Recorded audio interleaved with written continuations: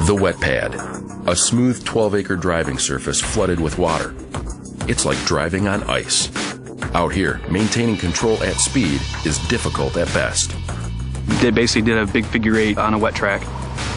Serpentines out there, there's some radius turns where you have to shuffle steer.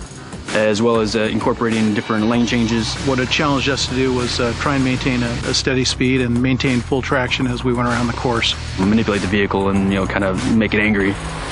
Officers Terry Bykirk and Chris Whaley go out first in a 2010 rear-wheel drive Chevy Tahoe PPV. It's really top heavy, so when you get that body rolled and it ends up pushing you into a skid or understeer or get you to fishtail, I'm fighting with the skid, trying to keep it under control. The Chev Tahoe is not a lot of fun to drive. In fact, it's actually a lot of work to drive.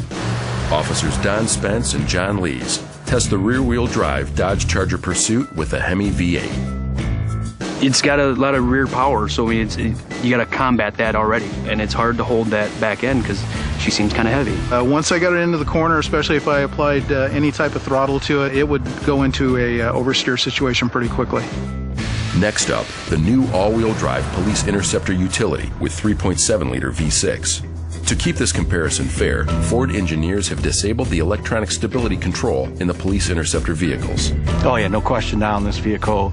It was easier for me to get acclimated to. It was in control at all times. It handled so well through the slalom section of the figure eight.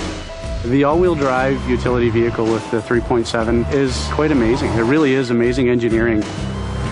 Don Spence tests the all-wheel drive Police Interceptor sedan with the standard 3.5-liter V6. It was a lot easier to drive the Interceptor through that wet stuff. Less steering, it wasn't as much input into the car as the output it was giving you. You were actually accelerating through the turns on a wet pavement.